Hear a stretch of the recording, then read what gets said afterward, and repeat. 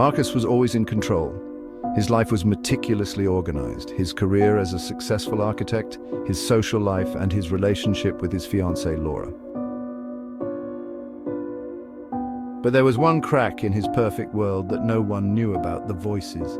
They started as whispers, subtle and easy to dismiss, but over the years they grew louder, more insistent. At first, Marcus thought they were simply his inner thoughts, nagging doubts, leftover fears from childhood. But soon they became something else. They didn't feel like his own voice anymore. They knew things about him, things he hadn't told anyone, not even Laura. They mentioned details about events from his past that he had buried deep in his memory. And worst of all, they were starting to predict things that were happening before his eyes.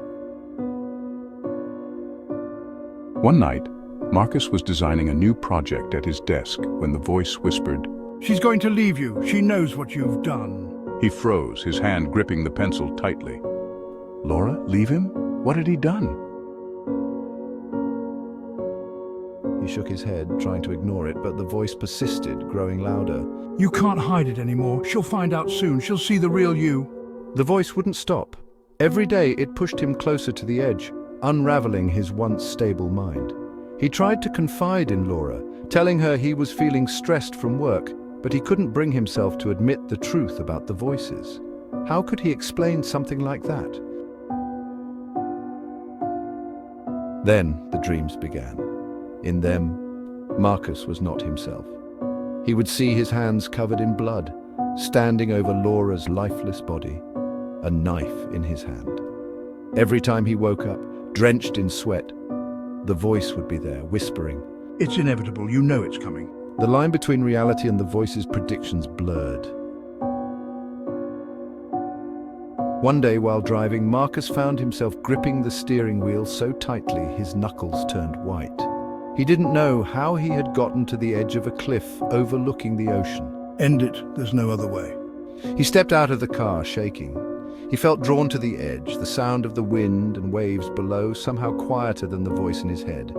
Just as he stood on the precipice, ready to end it all, his phone rang. It was Laura. "Marcus, where are you? Please come home." Her voice pulled him back and he stepped away from the edge, but that night the voice changed. It wasn't just telling him what was going to happen, it was commanding him. "You need to do it. She's going to leave you. You need to make sure she stays." Marcus couldn't sleep. The thought of Laura leaving him consumed him. The voice wasn't wrong. He had been distant, acting strange. What if she really did leave? What if she really does leave me? The question echoed in his mind, feeding the darkness growing inside him. That night, Marcus woke up in the middle of the night, standing over Laura's bed. The knife from the kitchen was in his hand, and her sleeping form was inches away from him. His breath hitched.